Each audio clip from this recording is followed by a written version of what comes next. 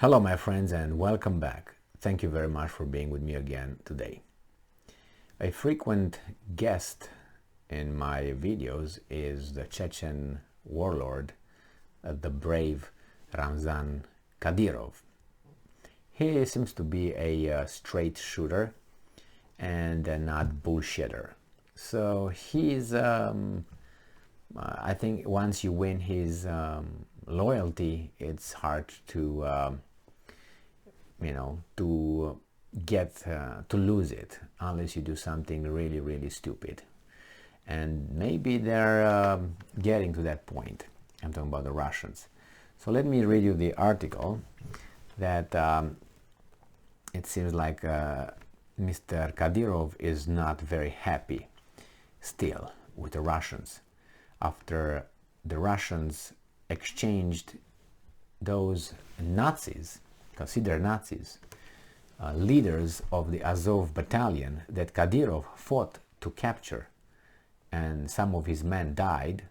Those leaders, 5 of them I think, they were exchanged, commanders of Azov battalion from Azovstal, from Mariupol.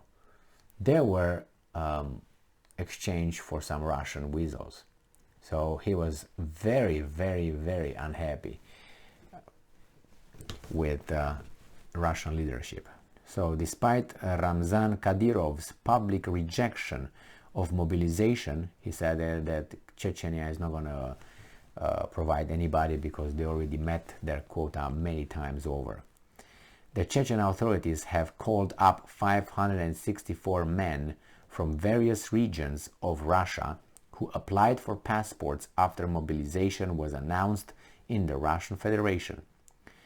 According to Novaya Gazeta, many of these men have residence permits for various regions of Russia, but they are united by the fact that all of them, judging by the data on this list, are registered with the Federal Migration Service in Chechnya.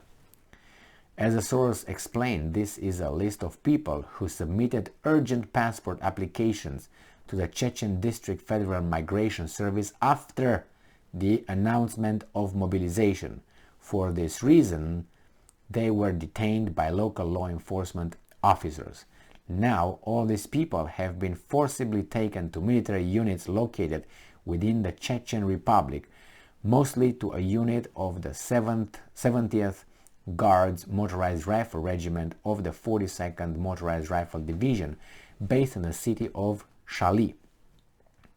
They have been recruited as conscripts to undergo training and then take part in military operations on the territory of Ukraine. Information about men who applied for a passport after the announcement of mobilization being abducted en masse in Chechnya has previously appeared on Chechen social media. In addition, according to Ramzan Kadyrov, the head of Chechnya, people who attempt to change their place of residence to deregister from Chechnya and register in another region of Russia are also being illegally mobilized in Chechnya.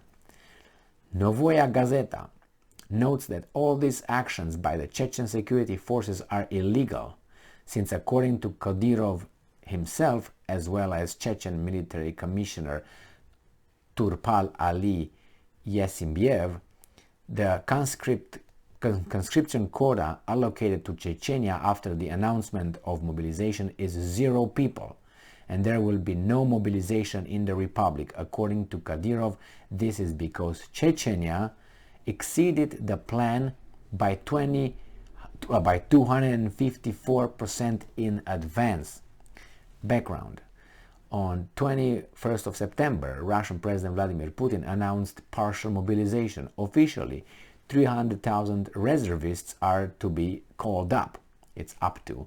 Later, it turned out that the decree on mobilization contains a secret paragraph that allows Russia's defense ministry to conscript 1 million people. Or they can say it right there, 50 billion. How about that?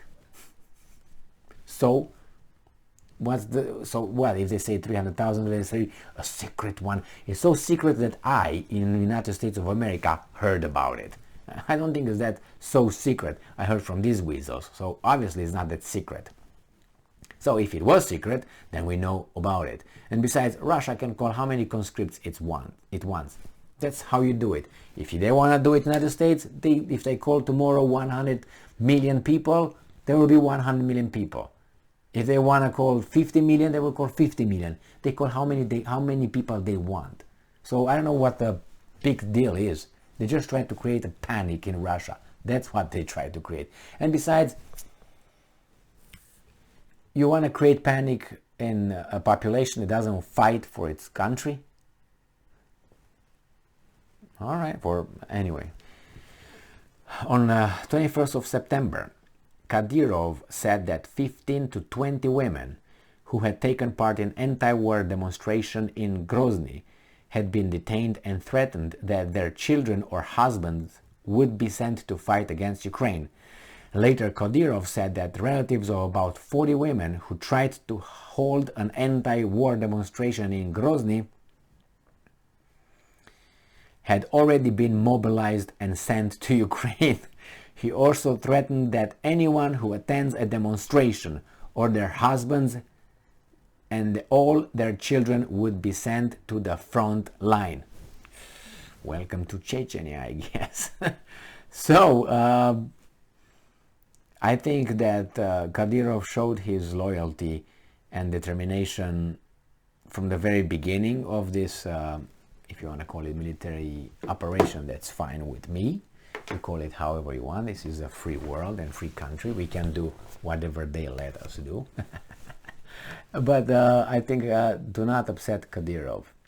Kadyrov is a pillar of support for the Russian Federation. Not a big one, but a very, I would say, very animated and loyal.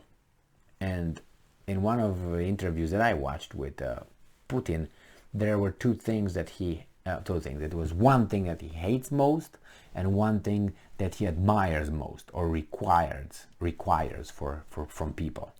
The one that he requires most is loyalty. Kadyrov checkmarked that with A+. And the one that he hates the most is disloyalty, obviously, is treason. So treason and loyalty. So he wants people to be all or nothing. It's not in between. Well, he's like a Chuck Norris, I guess, in the movies, or my favorite actor, Charles Bronson, in the movies, and in real life. He seemed to have to be a tough guy anyway. So, Kadyrov, you don't want to lose Kadyrov. Kadyrov was with Russia, and as I said, he has nowhere to go. So he can't pull out right now, because if he pull out right now, Russia will punch him in the face. If he tries to, I don't know, go somewhere else, the Western countries will hunt him down, and we're gonna have a Nuremberg-style trial, if you know what I mean. Thank you very much. Some of you know. Thank you very much for being with me again today. Stay strong, stay smart, look for the truth, and be just.